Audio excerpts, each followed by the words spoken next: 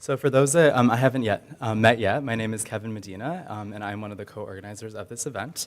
And it is my pleasure to introduce these two wonderful gentlemen to my left, and I'm going to introduce them in order. So first, Mr. Gary Hayashi is a marriage and family therapist with a private practice in South Pasadena, where he specializes in working with both the LGBT and the Asian American communities. After a short-lived career as a graphic designer, his journey took him through working with a Christian counseling agency, part-time pastoring, and conference speaking for a Los Angeles-based ex-gay ministry. In addition to his practice, he also spends time singing with the Gay Men's Chorus of Los Angeles and trying to have conversations with men in their 50s and 60s who are in the process of coming out. And our second keynote speaker for this keynote duet, Christopher Juris, is the manager of the Anti-Violence Project at the Los Angeles LGBT Center. In this capacity, Christopher coordinates support and legal assistance of over 250 survivors of hate violence, police misconduct, and discrimination throughout Los Angeles County each year.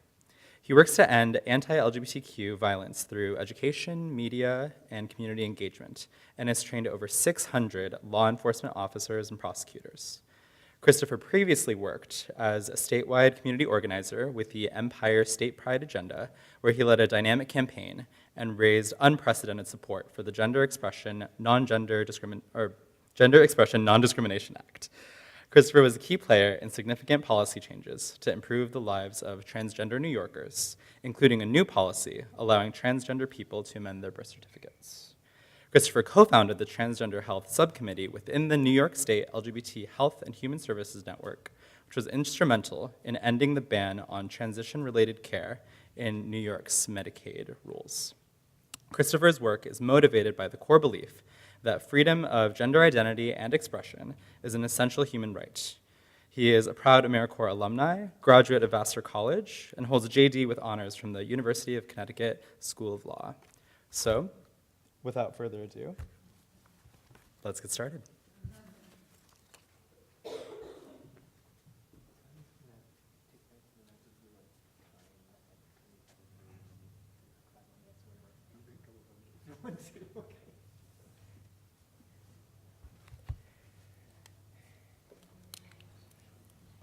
Good afternoon.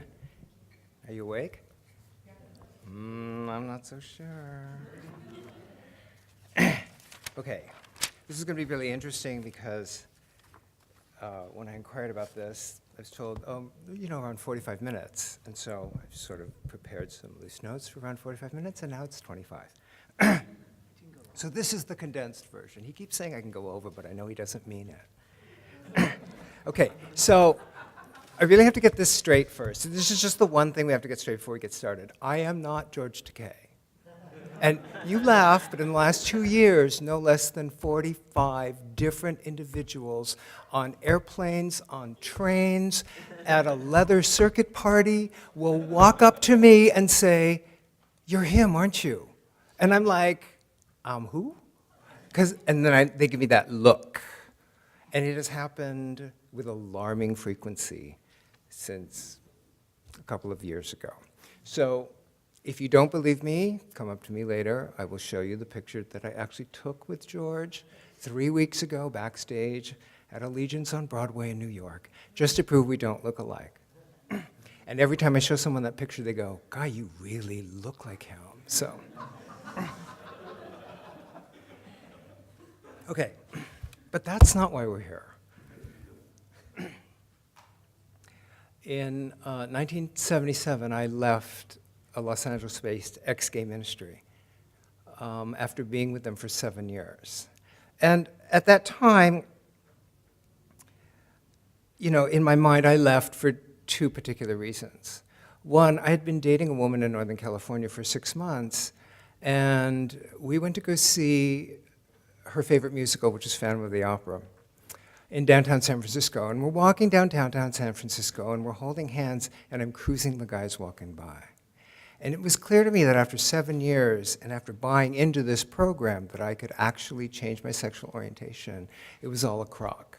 And that was clear evidence. It took 7 years to get there, but hey, I'm a slow learner. What do you want me to do? So that was one reason. But the other reason was I was becoming increasingly disenchanted with the organization and with its inability to listen to what people were saying, especially the people that we were working with, ministering to, trying to help. And so both of those things sort of collided, and I left that organization. And I kind of went into a little bit of a free fall. That's when I came out. I came out at the age of 42. And just sort of meandered around for a little bit until I could find my place in the gay community, and I could reorient my practice towards working with LGBT people who were struggling with religious issues as they were coming out. And it's been that way ever since. So when I got the email asking me if I would do this, I thought, oh, I do this all the time. I'm a guest lecturer at Fuller Seminary in Pasadena, giving lectures on doing therapy with LGBTQ individuals, and also at Azusa Pacific. And I throw some stuff about the ex-gay ministry in there all the time. I'm used to that. This is a really interesting gathering because I've never spoken to an LGBTQ audience about my ex-gay experiences. So this is a first for me. But I thought, oh, this is really, I can do this. I can really do this. But I was having trouble coming up with an angle, and I couldn't figure out why. And then I saw the movie Spotlight this last weekend. Are any of you familiar with the movie Spotlight? It's on the investigative news team from the Boston Globe that uncovered the breadth and width of the priests molesting young children scandal in the Boston Archdiocese. And it's a hair-raising film, and you owe it to yourself to see this film. But it sparked a couple of reactions in me. And so what you're going to get from here on in is sort of my reflections, looking back on my ex-gay experiences, and trying to give you a little bit of a sense of what happens internally. Because I know that oftentimes when we talk about reparative therapy and ex-gay ministries, we talk about it in terms of that it's, abusive and that it's bullying and that's all of those things, and we talk about those behaviors. But one of the things that's really been apparent to me is that we haven't listened very much to the experiences of those of us who went through it. And so I'm going to tell you that, but I'm going to tell you that from a couple of different viewpoints. So, just some background. I was born into a Japanese-American family here in Los Angeles, California. I'm born and raised here. And if any of you are Asian American, you know that, especially for those of us from Far Eastern cultures, there's a little bit of a pressure to look good, right? It's about the public face as opposed to the private face. And so that sort of set things up a little bit. And then when it was kind of clear that I had these feelings that didn't seem to match the feelings of my older brother, and I didn't have behaviors that sort of matched the behaviors of my older brother, who's 19 months older than me, I began to get this sense that something was not quite right. And people ask me, when did you know you were gay? And I always say around 2. And they gasp, because I didn't actually know I was gay, but I knew I was different. Because every time I moved towards the things that were interesting to me, which tended to be shiny and pretty and a little bit on the feminine side, I would get really sharp rebuke. I would get some sort of angry, aggressive response, or I would get humiliation from either one or both of my parents. And I noticed that when my brother moved towards bats and balls and trucks and army things, he didn't get that response. And so I internalized very early that the things that were natural to me, that were interesting to me, that appealed to me, that I moved towards was going to evoke immediately this internal response of aggression and humiliation. And I internalized that response so that I could actually activate that response when I moved towards those things. When I grew up, when I was 8 or 9, I was conscious of how I spoke and how I held my books, and I was conscious that I really liked the Walt Disney movies of Cinderella, Sleeping Beauty, and Snow White, but that I couldn't tell anybody because those were all Disney princesses, and normal boys didn't go after the Disney princesses, right? This is back in the 50s and 60s where gay people were invisible. They were not in the medium, and if they were, there are very few things, but they were demonized. So, you know, it's just a small jump, adolescence, when my sexuality emerged and it became clear that I was attracted to boys, that something was clearly wrong with me. And unlike now, there was no internet, no YouTube, no It Gets Better program. There was no one to refute that. It's interesting, the first time I walked down Santa Monica Boulevard in West Hollywood, I remember that there were no open bars.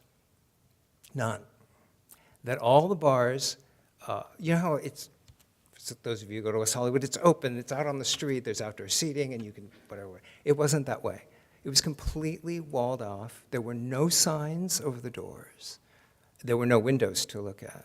I remember that. That's how hidden homosexuality was back in the time when I was growing up, in the 70s even. So I internalized those things. I internalized the truth that if I moved towards that which was natural or interesting to me, I was going to get rebuke or aggression. I internalized that I had been born into a culture that basically said that who I was unacceptable, and that if I was going to get by or get along, I needed to develop a different presentation. In fact, to just pretend, which I did. And I became a good boy. Now, when I was with the ex-gay ministry, I used to give a talk all the time on what I called the good boy syndrome, on that tendency to please, and underneath that, how the creation of the false self, which is compliant and attempting to get mirroring from the dominant culture, is predominant in the male gay community, and that in some ways needs to be overcome if one's going to achieve one's true self as a straight male. It's crock. But that's what I thought at the time. So I was a classic good boy, and so when I went to seminary in the early 80s, I didn't go to seminary to do anything except really to get closer to God so that he would take this affliction away, because that's how I thought of it. One of the people in my marriage and family therapy class went on to start this ex-gay ministry here in Los Angeles. And he gave me his book, and one thing led to another, and I became a group participant, and I thought, this is really it. I can finally be a good boy, the goodest boy, right? I can make God happy, I can make my parents happy, maybe give them real grandchildren. There's a lot of that going on. And for 7 years, I stayed with that ministry. I started as a group member and became a group leader, and then moved on to staff and became the national coordinator of the Living Waters program and an international speaker, where we go to various foreign countries and do week-long conferences on how to heal the homosexual. Now, even back then, I had some ambivalence about it because I made very, very sure that I never directly said that homosexuality can be cured. The things I talked about were about issues of shame and father wounds and these kinds of things, and I sort of talked around it because I never wanted to say that directly because I wasn't quite sure. Because it didn't quite ring true, even though I wanted to believe it. And so that culminated in the 7 years that I was with the ministry and walking out of that. So as I began to work with other men and women who were coming out of ex-gay backgrounds, particularly those that were affiliated with religious organizations, I ran into Alice Miller. Does anyone know who Alice Miller is? She's a German psychologist. She wrote this book called Prisoners of Childhood. And when I first read it, I thought, oh my God, how does this German psychologist know what it's like to be in a Japanese family?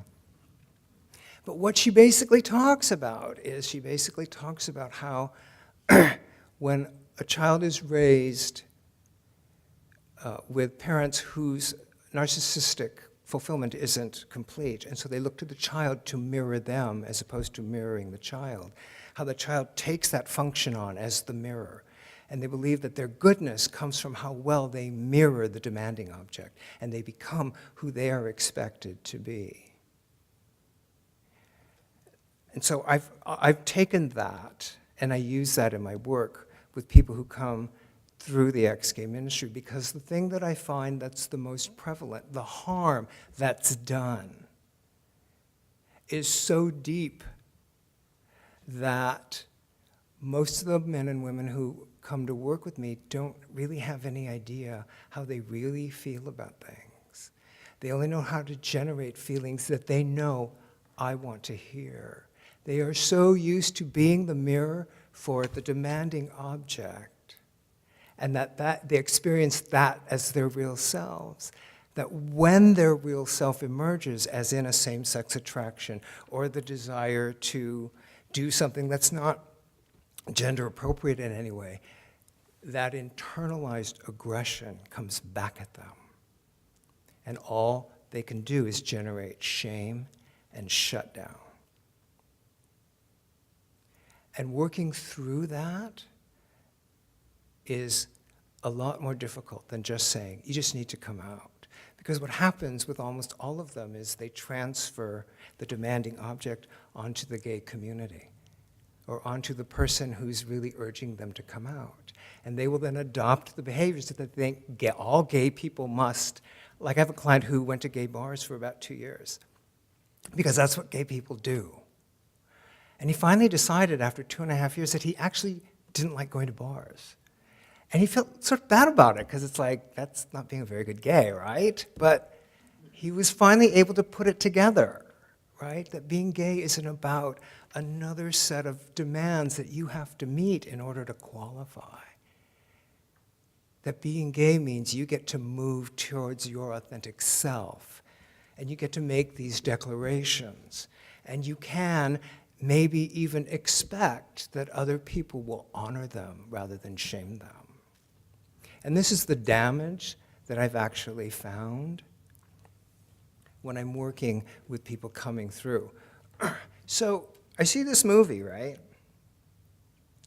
And I have two reactions to it. It's clear to me that the reporters who are uncovering this scandal are angry and growing angrier. And one of them makes this statement. He says, this is more than just about physical abuse. This is spiritual abuse. And those are the two things I took away with me. That not only because of my involvement in the ex-gay ministry had I undergone emotional abuse, but I had undergone spiritual abuse. And that I had been given wholesale this block that said that God is rigid, demanding, never pleased, and really was requiring something of me that I actually wasn't capable of doing, which means it's a lose-lose proposition.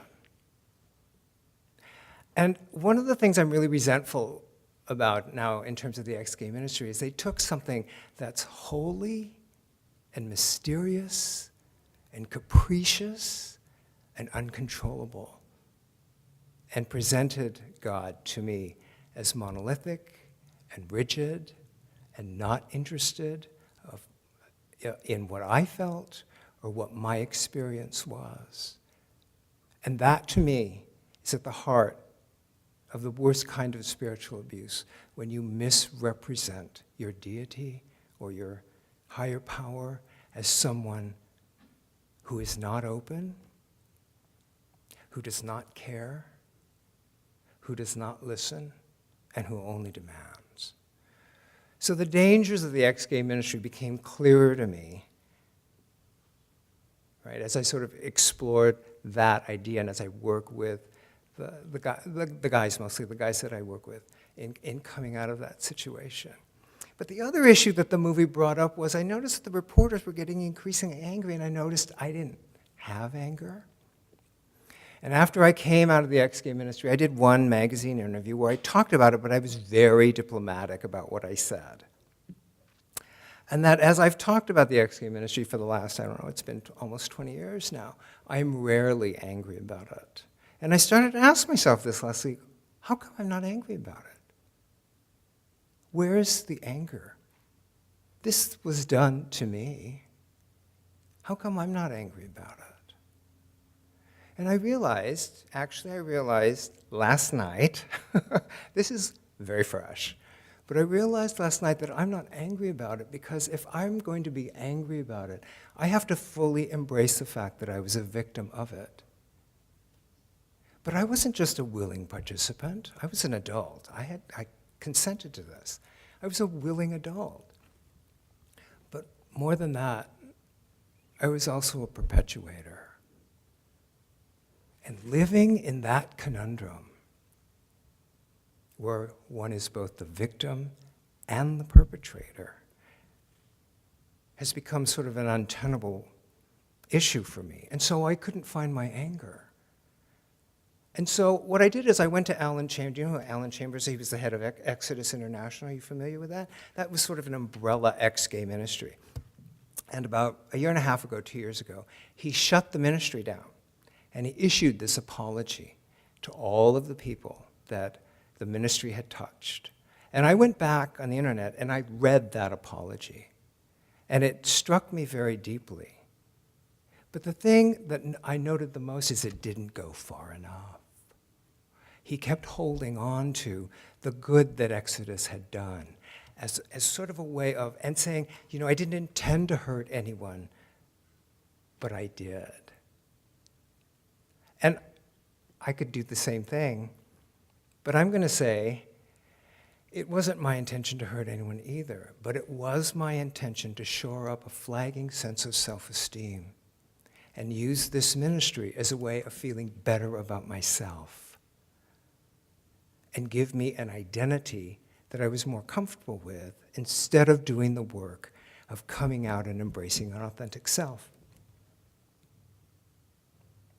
And that had consequences for lots of people who bought into what I asked them to buy into and lived lives of frustration and shame and self-recrimination because they couldn't change.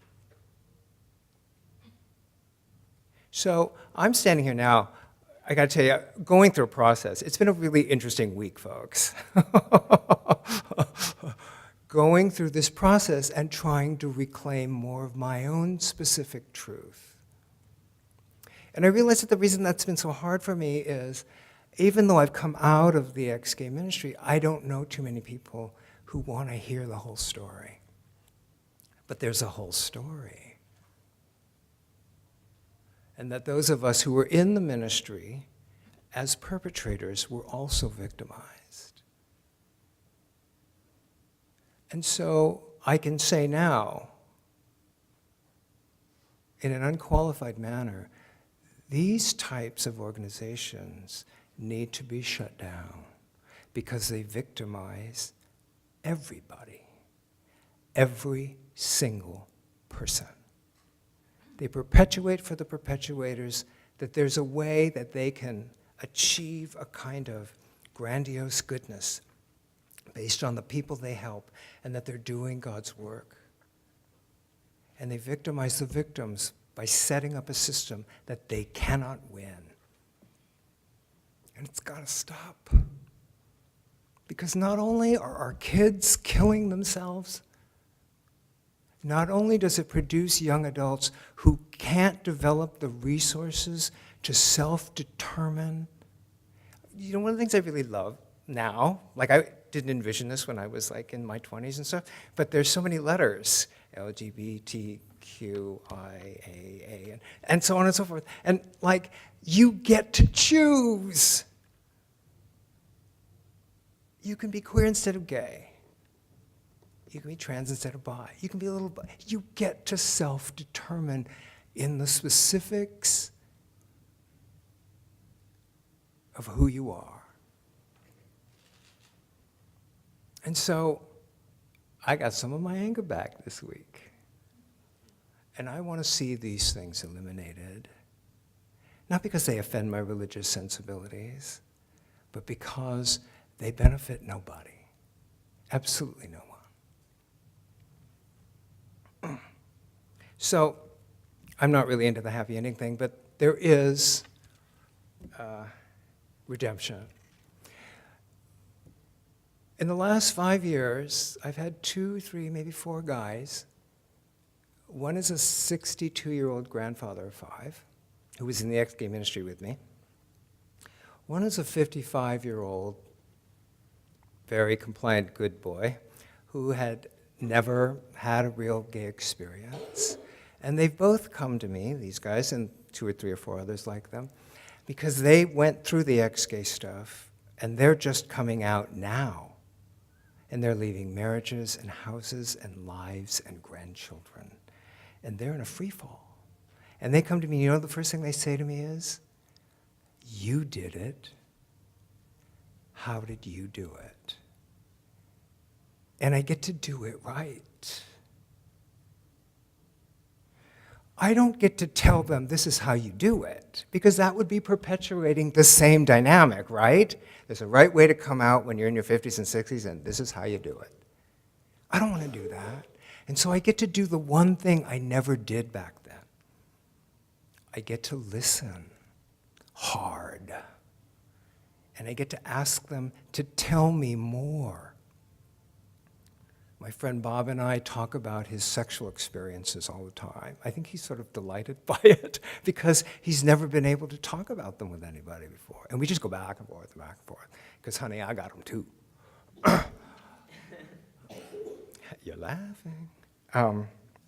And with my other friend, I've been able to listen, even though it's been really hard, because he's constantly putting out something and then shaming it. But he sent me a picture last week from Palm Springs Pride, and he was in a pup outfit, complete with a mask, on a leash, squatting, sitting next to a friend of his outside a frozen yogurt place in Palm Springs. And there it is. He has always been so afraid of what anybody and everybody would think. And this is where he's been able to come to. And finally, I end up feeling like, oh, I can do some good here. That what the experience taught me, even though it was a very hard lesson, is it taught me, shut up, stop talking so damn much, and listen. And one of the things that I'm very, very, very committed to now is trying to always encourage the therapists that I train to listen before you say a thing. Because there are so many stories out there, and they're as varied as the people who carry them. And we need to hear them all, because our community has such a breadth to it that we're just now beginning to tap into. Thank you for listening. I really appreciate it.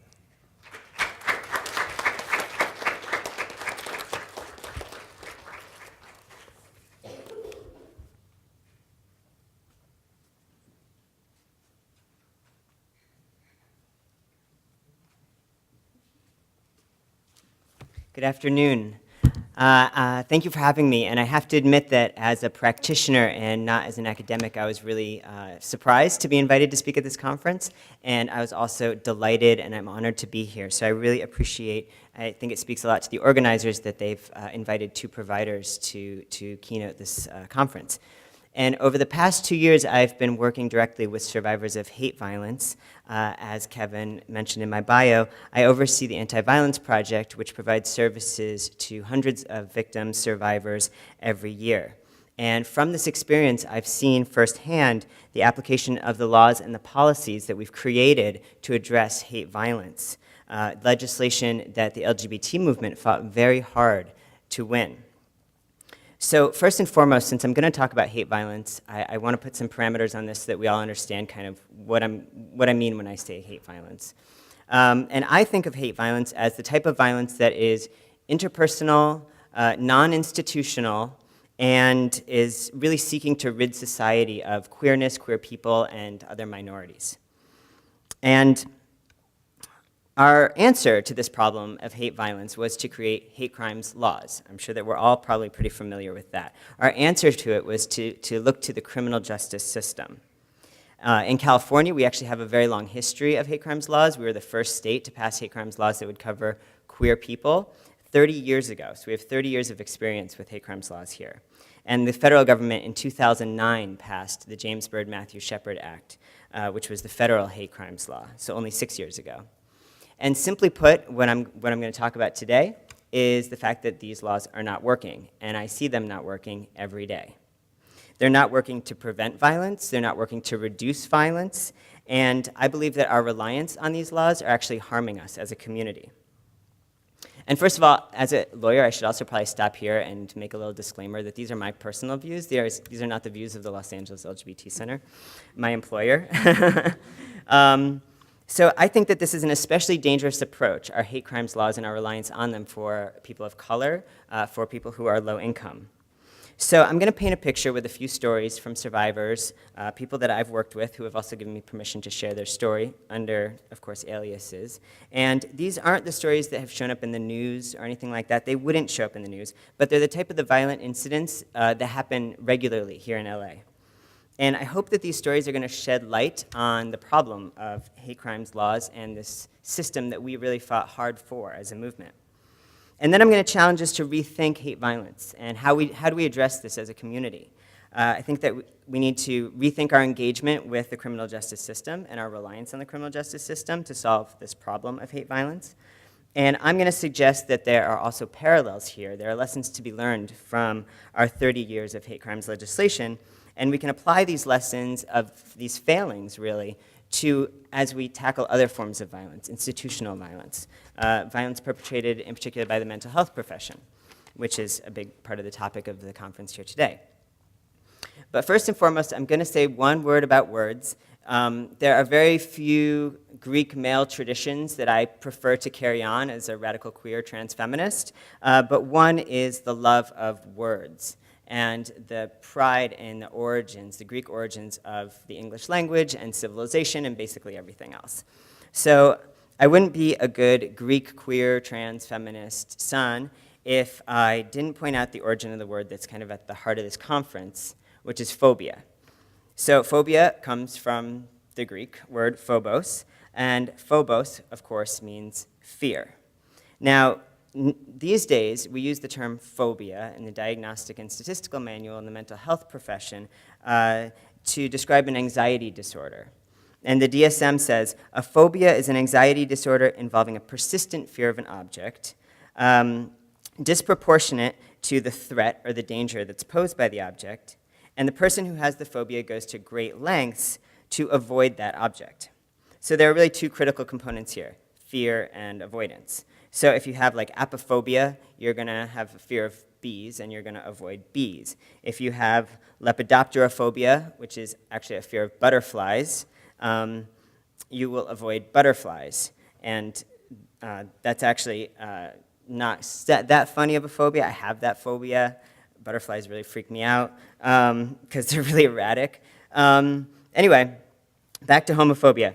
I think that we can all agree that homophobia is not a true phobia in the sense of the word that we use it in the mental health profession. You know, when a person is homophobic, they don't have a legitimate diagnosable condition. Researchers have shown that homophobia comes from social sources, not psychopathological. And also, people who are homophobic don't fear gay people.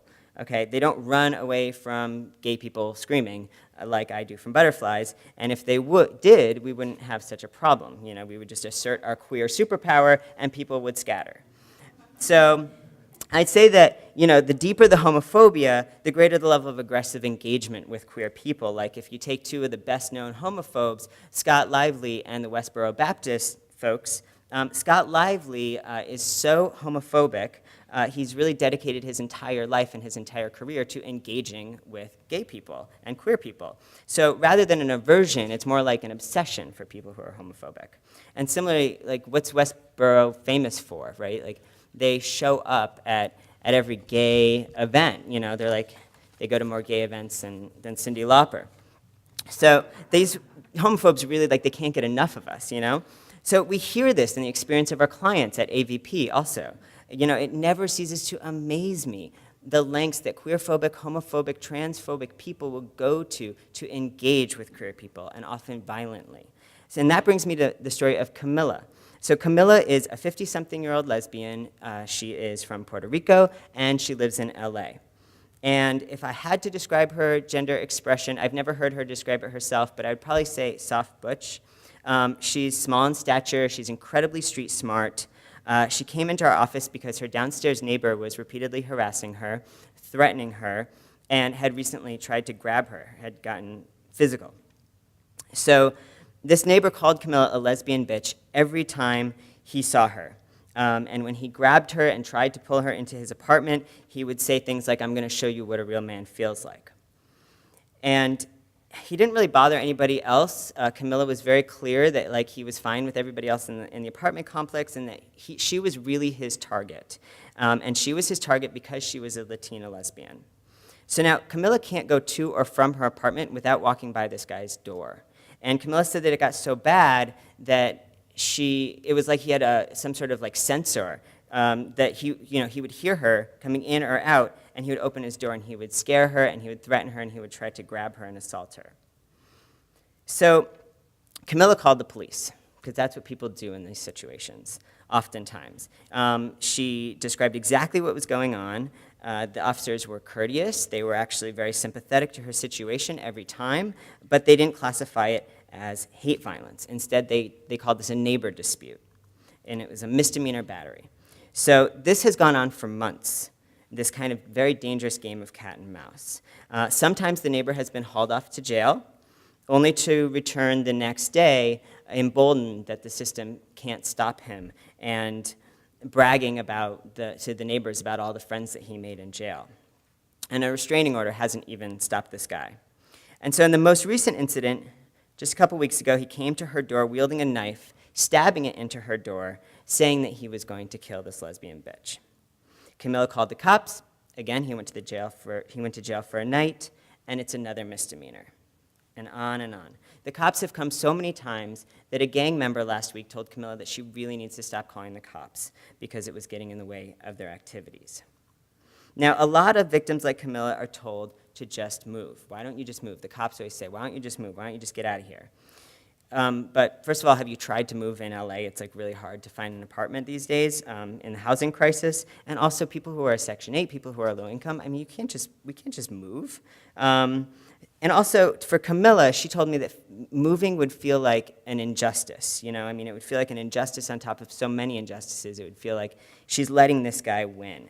So Camilla amazes me. Her strength amazes me. Her stubbornness to get the system to work for her amazes me, that she continues to try to engage with it.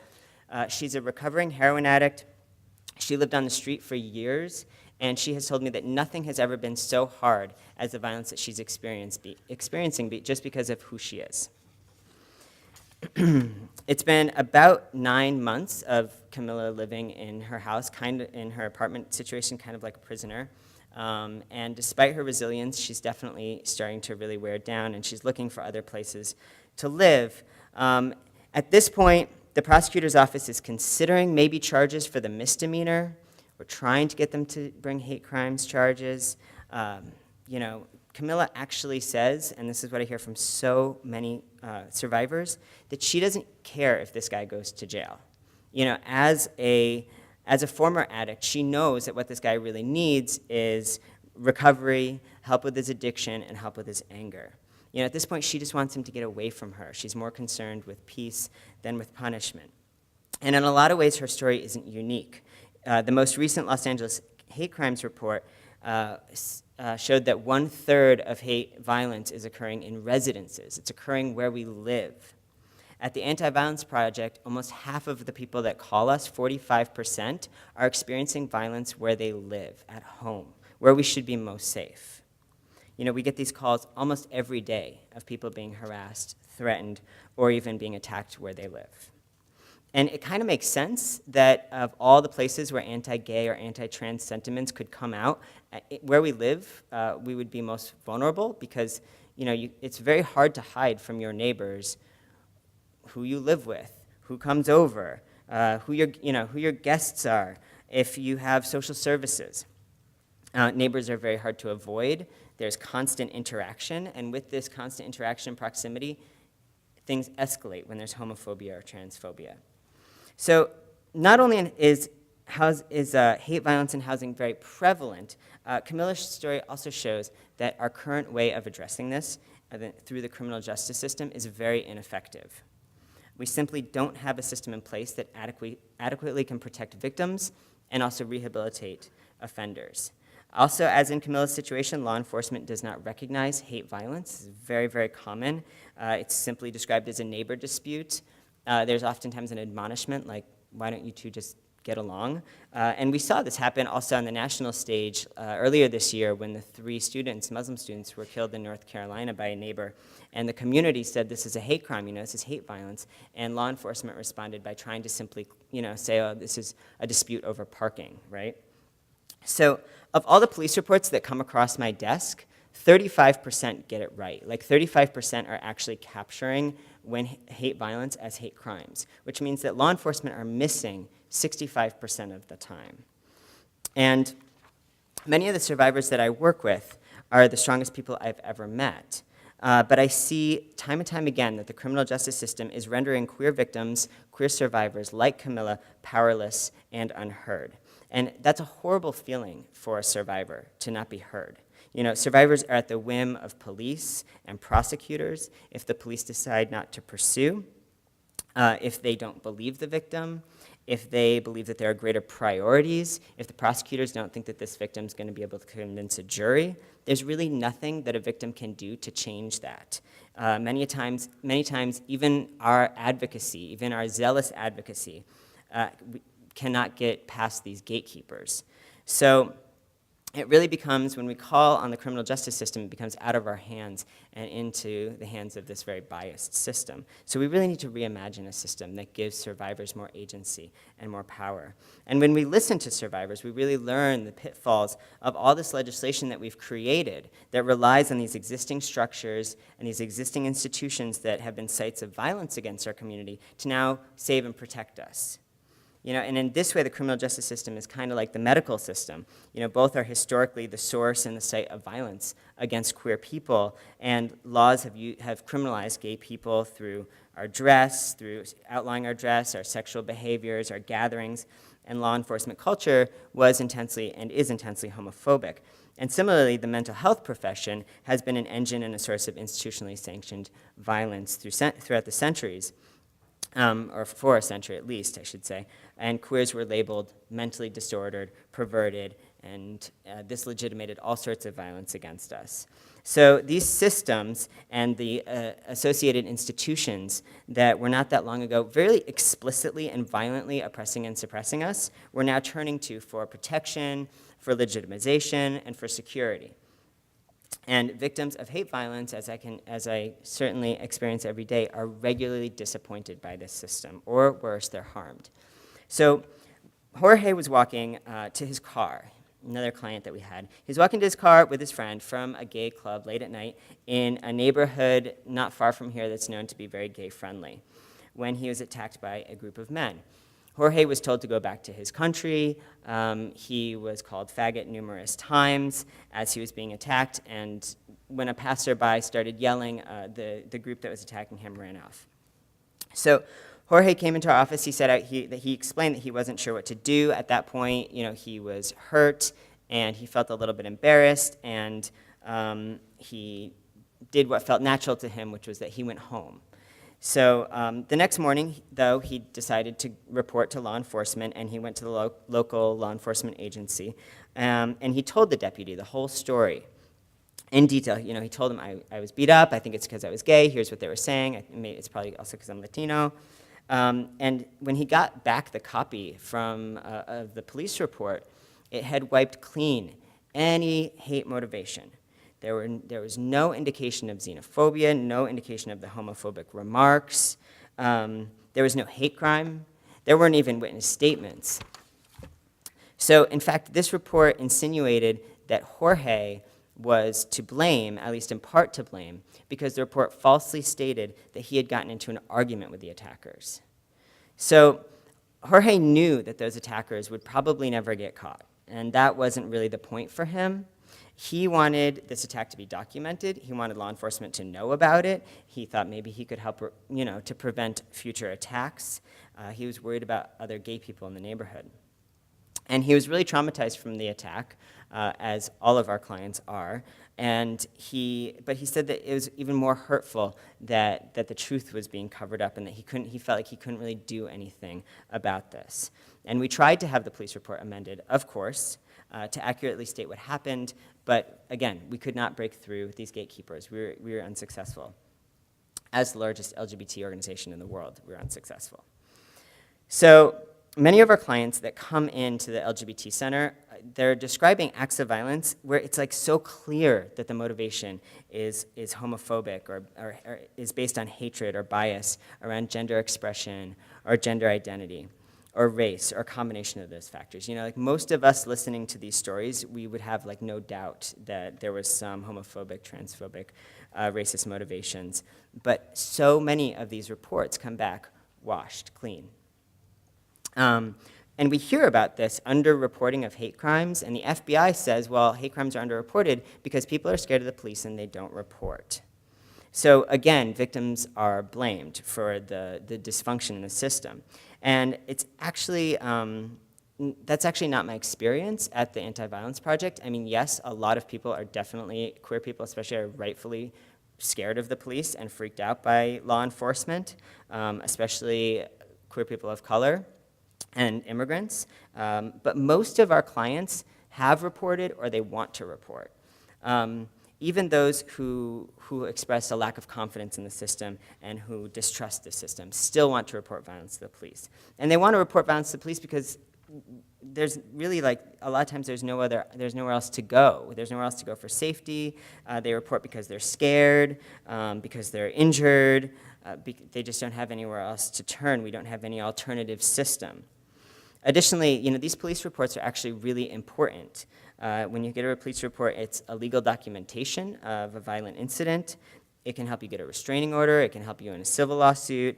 It's key to receiving any kind of victim's compensation. So these police reports are actually really important. For people who are undocumented, it can help get a U visa in this country, which is a path to citizenship. Incredibly important. And in Jorge's case, for example, if Jorge was undocumented, that false police report that insinuated that he had some culpability would have been enough to render him ineligible for a U visa, most likely. So I'm not up here to say that all police are bad or crooked or anything like that. I've met some really kind and caring law enforcement officers in my work, but after 30 years of hate crimes laws, this dysfunction in the system is not just a matter of a few bad apples, and it's not just a matter of more trainings. I do a lot of trainings. But rather, this is a system that is a deeply biased system that has really never cared about queer people. And the system, therefore, I think, is working just as it was created to work.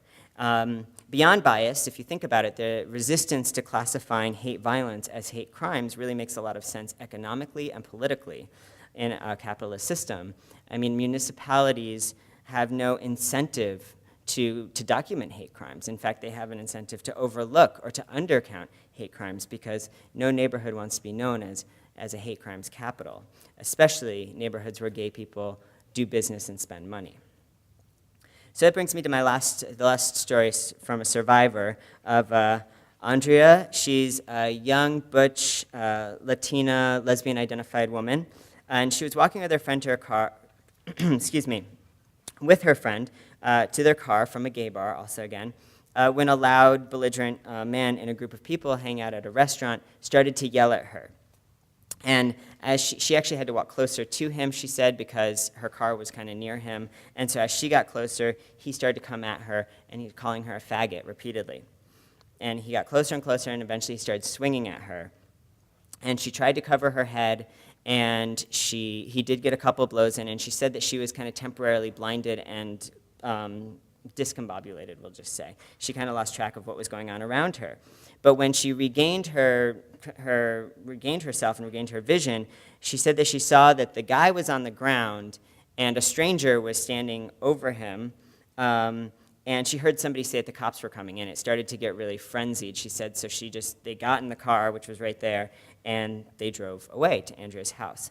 But Andrea decided when they got there that she wanted to turn right back around because she wanted to report what happened. She wanted the cops to know, that this guy attacked her. So they went back to the scene a few minutes later, and Andrea walked up to the deputies, and she began to explain that she was the victim of this attack, that this guy attacked her, who was on the ground now.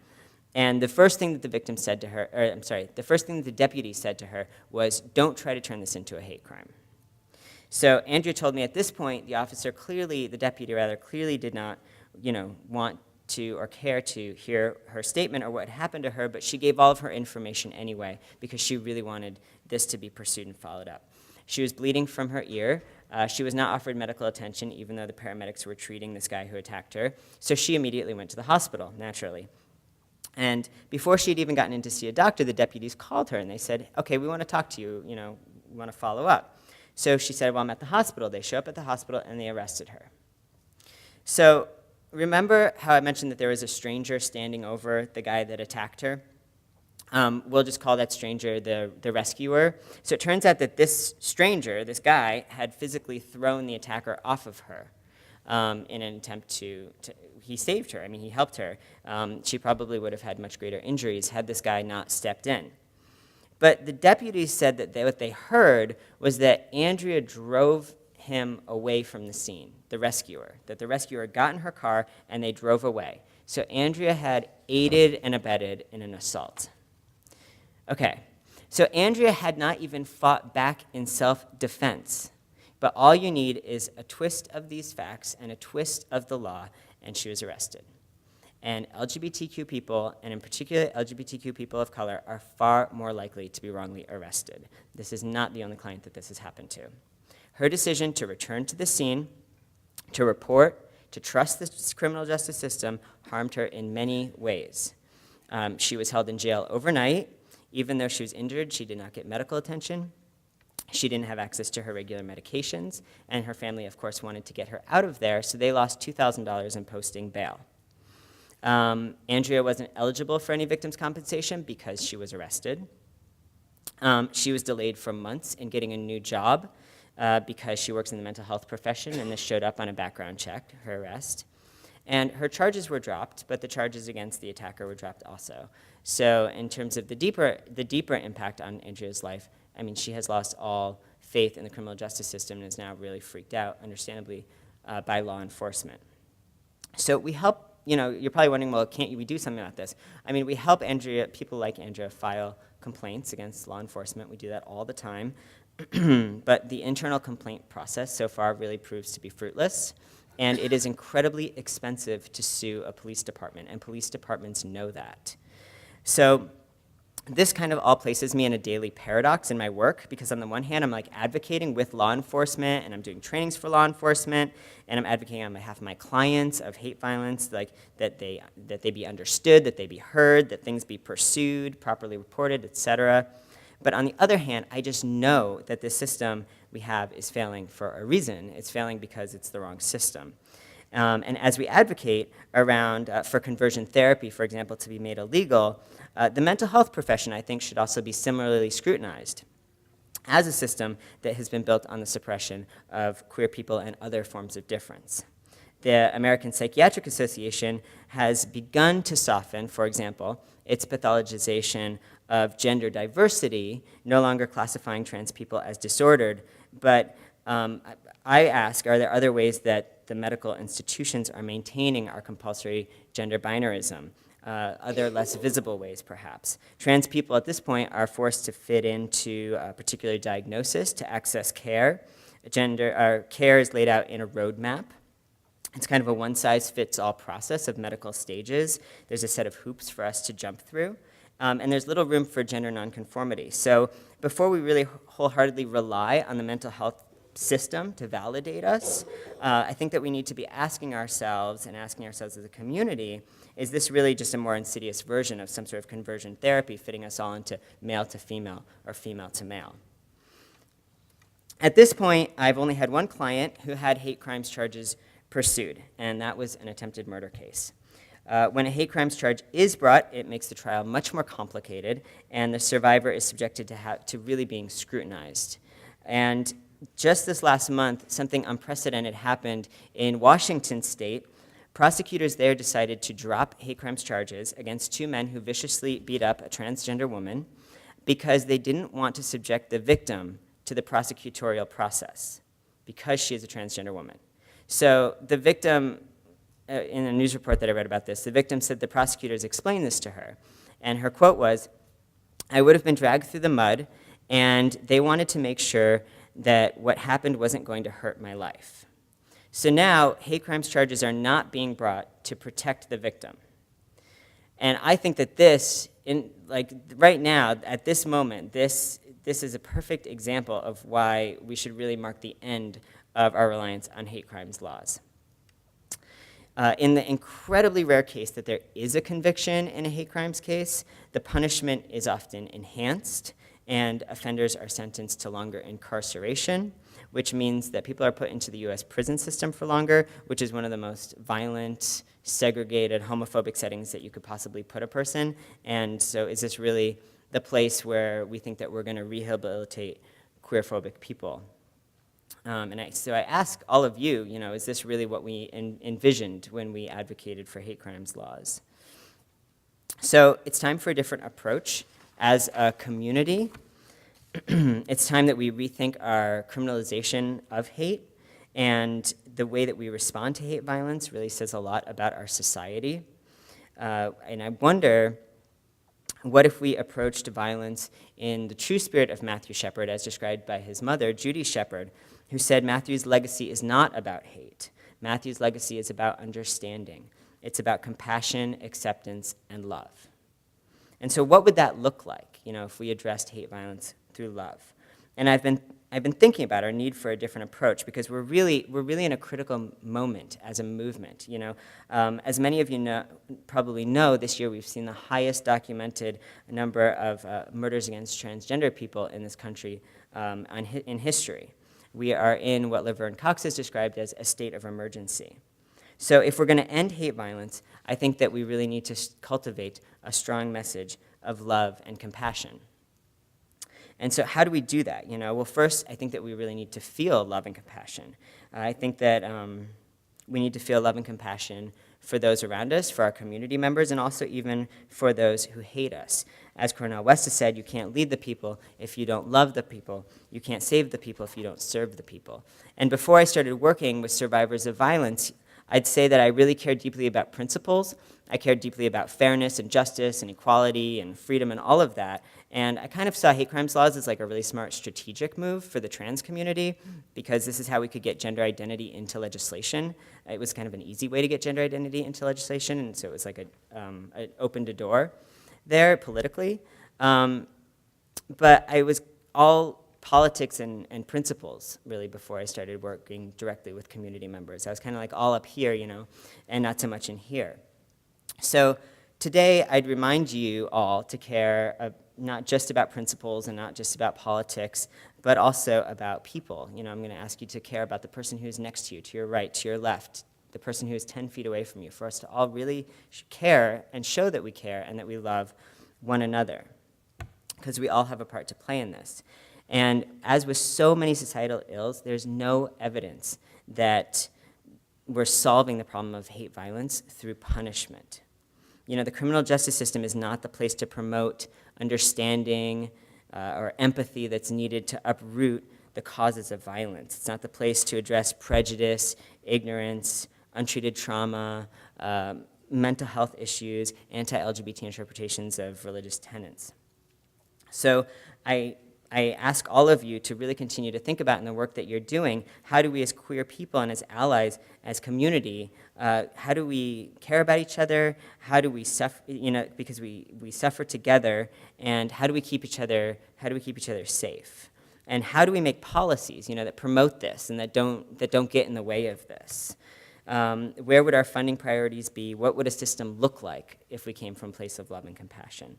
And just in closing, the Greeks invented love. I'm not sure if you all know that, but we did. We actually had 6 different words to describe love, to describe 6 different types of love. And one of those types of love is selfless love. It's the kind of love that we show to our family members and the kind of love that we show to absolute strangers. And it's called agape. So in conclusion, I'm gonna ask all of us, I'm gonna teach all of you how to express this Greek kind of love, how to say I love you in Greek. So I'm gonna ask you to repeat after me. Are you ready? Okay. Se agapo. Great, thank you.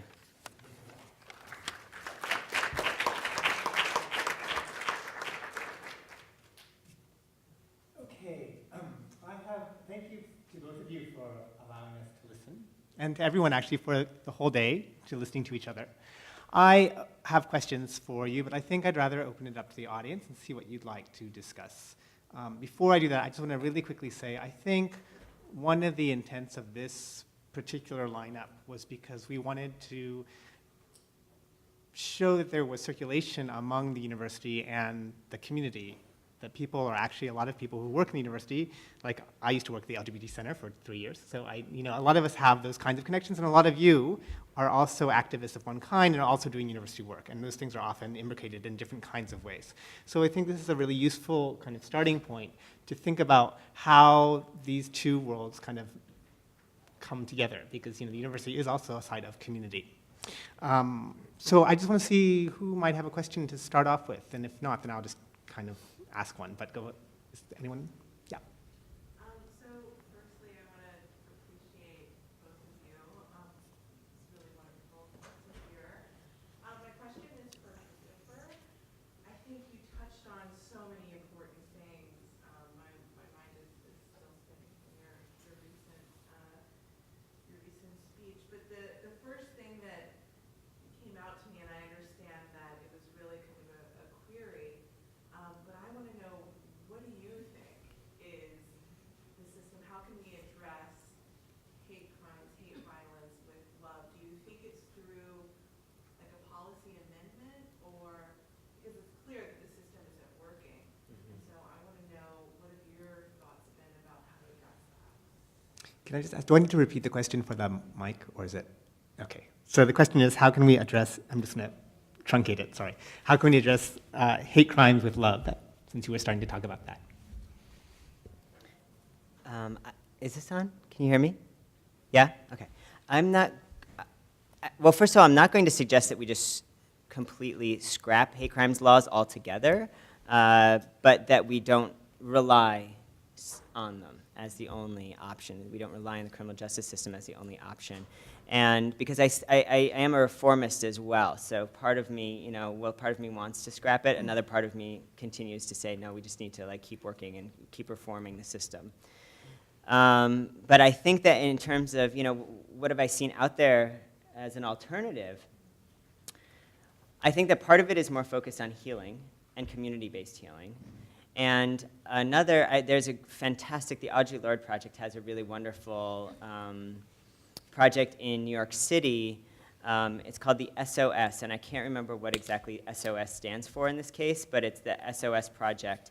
And it is a project of building safe community and getting businesses in a community where there was a lot of queer-phobic violence, getting businesses on board to be safe havens, so that if people were experiencing violence on the street, they could go into one of these businesses that I think had like stickers and had been trained and all of that, and the business would be a safe harbor and would keep the person safe, and so that the person could decide what they wanted to do, whether that was if they did want to call the police, or if they wanted to call a friend or a family member, another community member, or something like that.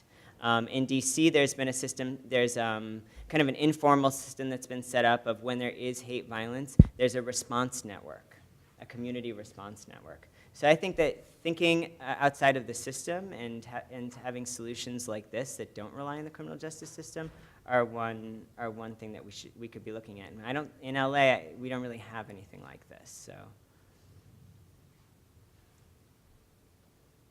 Somebody else?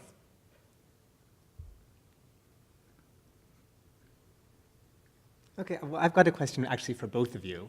I think one of the things I've heard going from panel to panel today a lot is discourse about intersectionality, how people's multiple identities complicate their experience of navigating through the world. And so I wondered if both of you could talk a little bit more in the first case in terms of what is your experience with different. I was struck when you kept saying I'm a good boy, and I was thinking of that book from the 70s or 80s, The Best Little Boy in the World, and it's also that's a coming out or sort of a coming to terms with oneself narrative of a gay boy, but it's also heavily marked in terms of whiteness and class privilege. And so I was just wondering who you were encountering in terms of your ex-gay ministry work, and if there were different kinds of circumstances that different people encountered because of gender or race or whatever. And you talked a little bit about Asian American stuff. And then in the second case, you had mentioned a lot about we as a community, and I'm wondering how you define that word, actually, given that in the LA sort of world of service providers as being a star, and I mean, a lot of it was fractured precisely because there was no agreement on that term.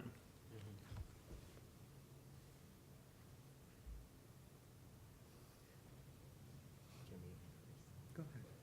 If you have something. So in terms of community, I think that is a really challenging question, and I think that when I use the word community as a singular, I definitely recognize that it really is a multiple. I mean, it really is communities. And in particular at the LGBT Center, even the change in our name from Gay and Lesbian Center to the LGBT Center has been a pretty big shift in terms of how that organization, that very large organization, thinks about who community is. But we are also doing a lot of, for the first time, we have never been known to be a team player, to be very honest, in terms of our history. And for the first time, we are doing a lot of work with other organizations in the community, recognizing that organizations like Bienestar, like Chirla, like Carecen have incredible expertise, and that we really are oftentimes serving, people are going to all of these organizations for services, and so that we all need to be working more together. So in terms of community, I certainly, at the center, what's really, I think, powerful and incredible about survivors coming in is creating that relationship between support and a survivor. We oftentimes have these conversations, these one-on-one conversations, where it's very clear, and we're talking about, we talk about the fact that we are coming from very, very different places. Like, I'm really open about that in my work, that I'm coming from a very different place than a lot of the people that I work with.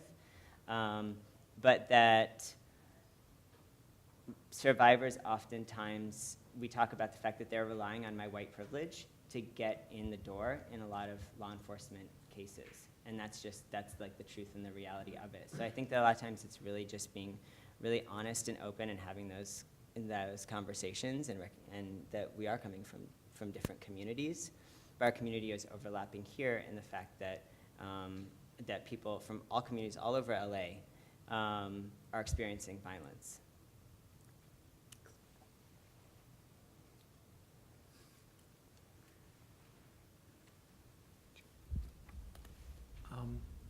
I think in the work that I did with the ex-gay ministry, it was geared towards middle-class white folks.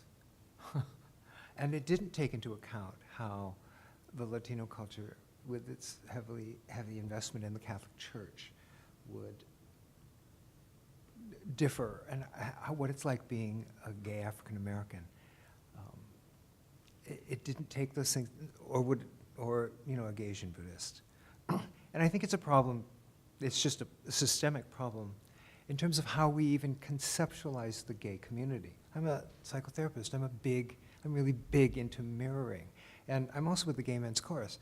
And I get so riled up when we do publicity and it's all white guys. I get really ticked off because that's not who we are. And they keep talking about how they want to reach out to the Latino community and the African American community, need more Asians. but they don't put them on the posters. And so this last photo shoot we did for the Christmas show, the majority were non-white, were ethnic people. And I don't know who made that decision, but finally it's sort of broken through that we are, we are multiple communities coming together. And I think that idea, especially as it's portrayed in the media, is still not coming across. And I think we could do a lot better in all kinds of situations, presenting the breadth of the community every time there's a community gathering, and that there, I'm sorry, yeah, there needs to be some intentionality about that.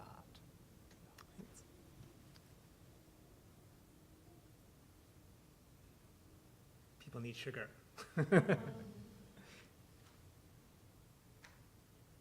Okay, go ahead, please. I was wondering for commentary, what you talked about mirroring the expectations of those around you. How deep do you think that projection of other people's expectations can inflict on someone's ability to self-identify? Oh, it can.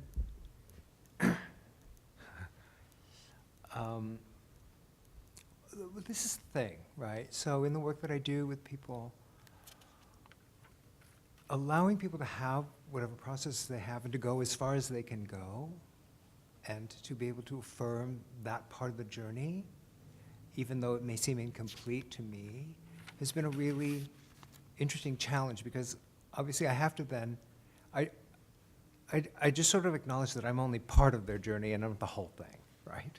And this process of coming out is not this, 1, 2, 3 step sort of situation, especially if you're coming at it from different cultures.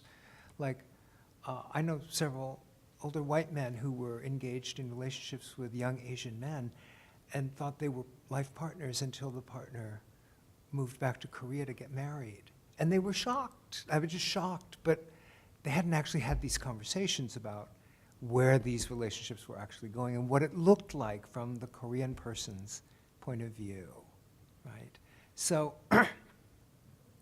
I think that the mirroring thing has so many layers to it, right? Not just our individual psychology, but our cultural psychology, our religious psychology, all plays into, how deeply the mirroring can go, right?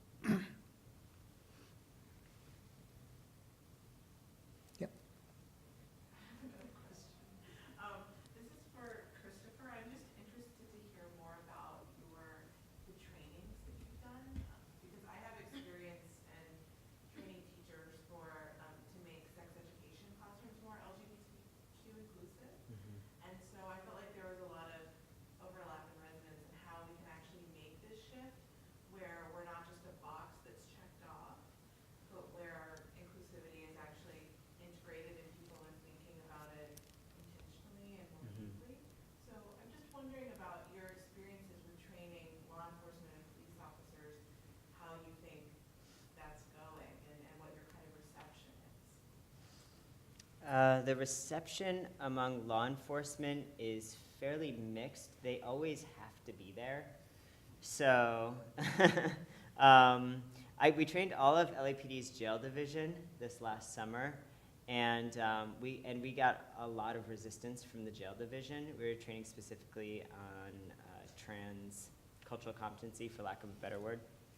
And so I can't say that that all law enforcement officers are particularly gung-ho about being there, but some are very receptive. I think that in terms of training, I do the training with a colleague of mine who's a Latina trans woman, and honestly, I mean, it would take a 90-minute training is just not going to do it, or an hour-long training sometimes even. It just doesn't do it. I mean, it's just there's a much larger cultural underlying shift that would need to happen. And the LAPD, interestingly, is organizing their own Trans Day of Remembrance event this year. It's the first time that I've ever heard about a law enforcement division organizing a Trans Day of Remembrance. It's also going to be protested by people in the community, which I think is kind of interesting, all of it.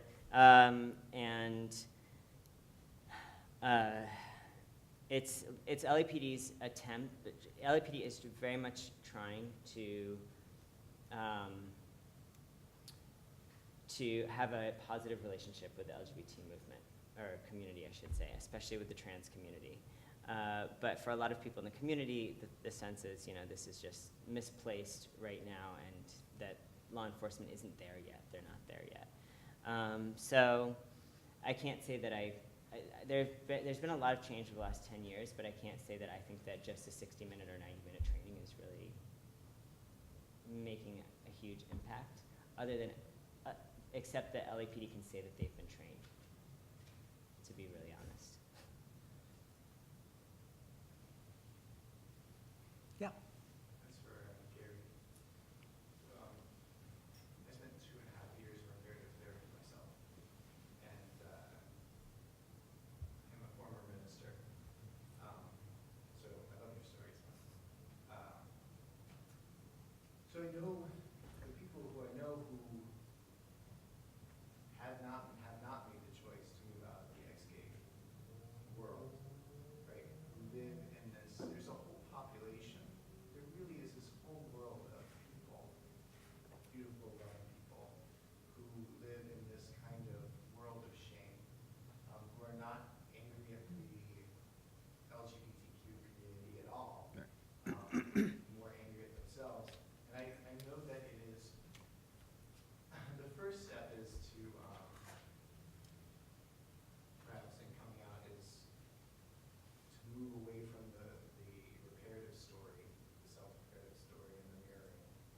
But how do you help people to realize, it's a two-piece, realize that not only are they coming to know what the queer community already knows, but that they have something to contribute from their experience to make queer community richer, and how do we, as a queer community, open ourselves up to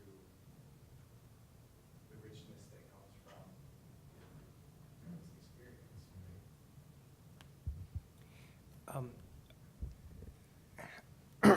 right? I think it's just an overall problem that we tend to put things in binary systems, good and bad, right and wrong, there or not there. And what's been the most helpful, I think, for a lot of those people, because some of them have come through my office, is I always tell them, look, what we're going to do is we're going to put all the pieces of the puzzle out on the table, and we're going to turn them over when you're ready to do that. And then we'll put the picture together when you're ready to do that. And whatever that picture looks like, whether you stay, because I have had a couple of clients who've stayed married to their opposite-sex spouses, and they have children and grandchildren, their church knows, and et cetera, et cetera. That's your choice. But the one thing that I think is the most helpful to any person in that process is to know that whatever their story looks like is okay.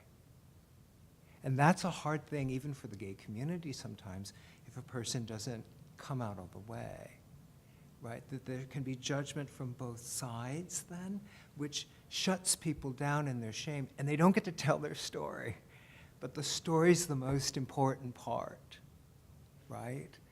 Because we're very complex human beings, and we make very different choices about very different areas of our lives.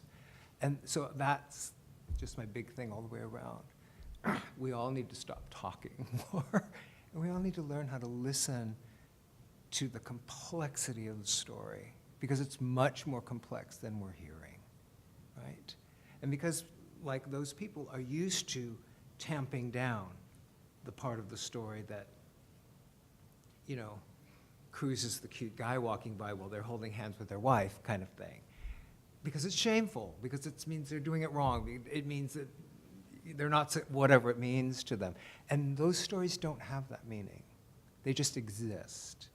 And whatever that person wants to do with, or choose to do with those colliding behaviors isn't up to me to make a pronouncement on. But how does a person then experience himself or herself where they actually get to tell the whole truth and don't get shame in return, right? And that can really, over time, change a person to accept their whole truth and make decisions. Because that's my only concern, is that a person makes decisions about their lives based on as much of the whole truth as possible. And I don't have an investment in where that decision goes. Does that make sense? I have a question.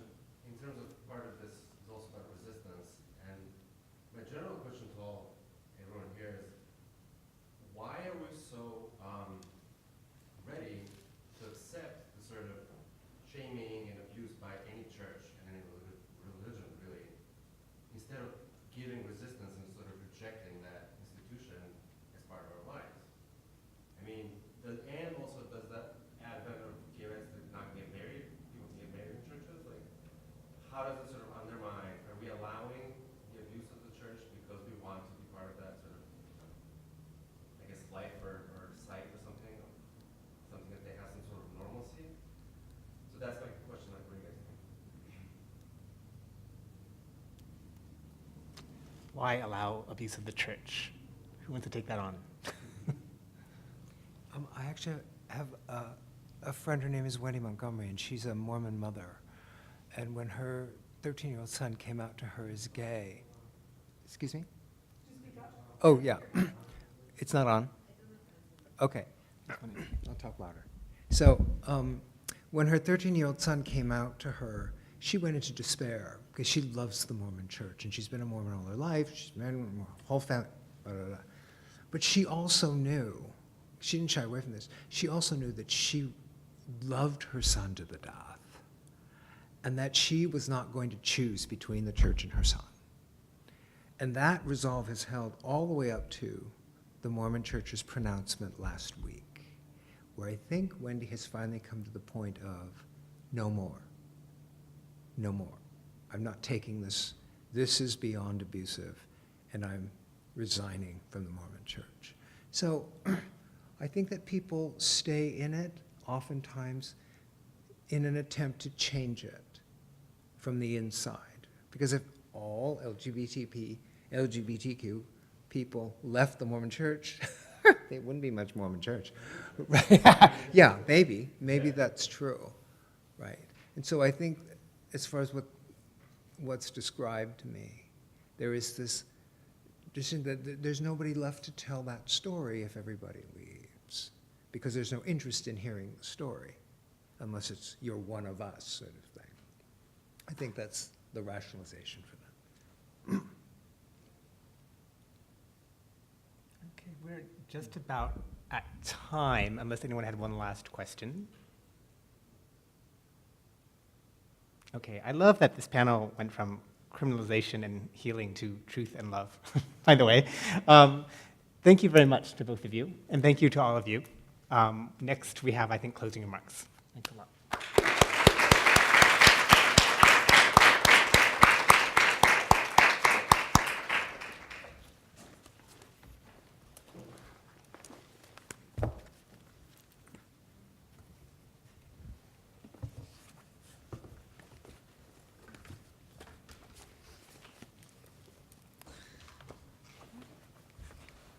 Thank you so much for the keynotes. Thank you so much for that healing conversation. And I'm really happy that we're talking about this topic of the theme of healing, because actually that's one of the reasons why we decided to choose Curing the Queer as this year's conference theme, was to remind us, queer, lesbian, gay, bisexual, transgender, jotos y jotas, about one of the most powerful iterations of love, which is forgiveness.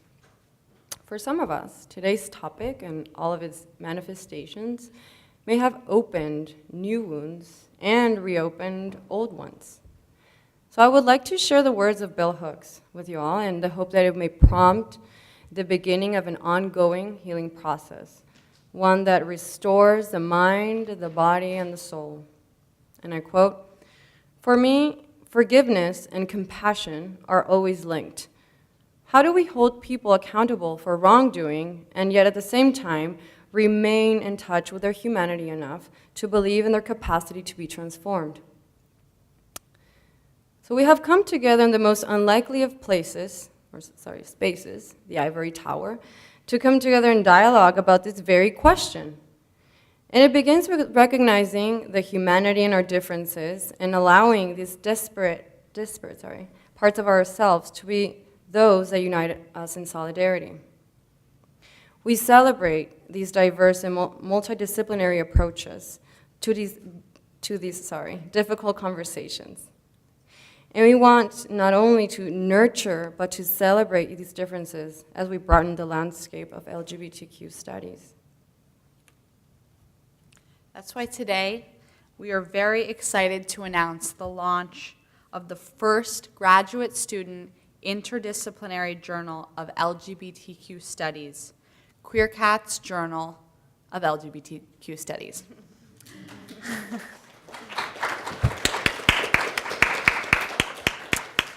Under the aegis of UCLA's Lesbian, Gay, Bisexual, and Transgender Studies program, Queer Cats is an open access e-publication of the Q graduate students of UCLA.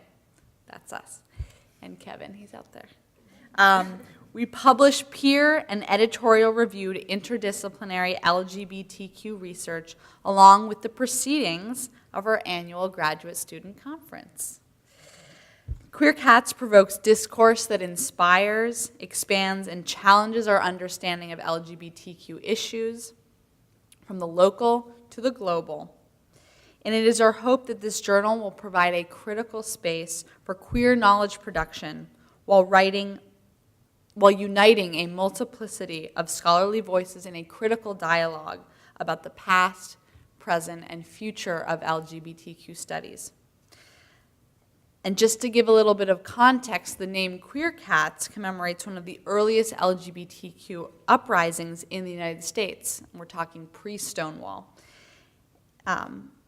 And it began on New Year's Eve night in 1967, when the patrons of the Black Cat Tavern in the Silver Lake neighborhood of Los Angeles protested police brutality in the name of queer freedom. So we would like to invite all of this, we had rehearsed, you were going to read this. We would like to invite all of this year's presenters to submit their work to next year's edition of Queer Cats. So please look forward to our upcoming call for papers in early 2016.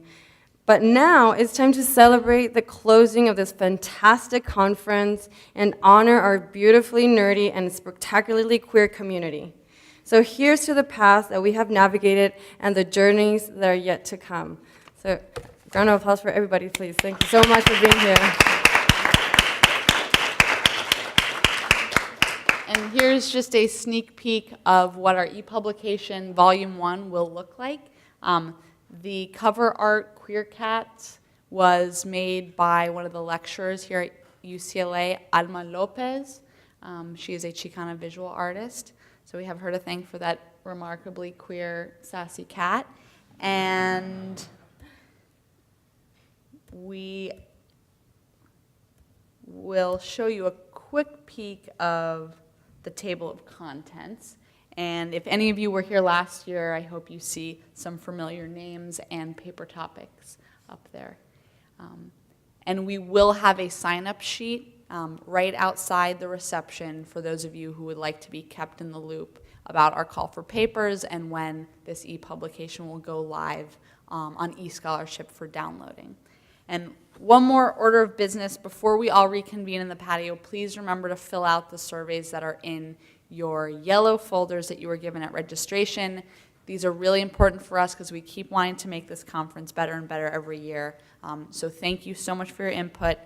Thank you for your presence. And let's go have some fun outside. Thank you.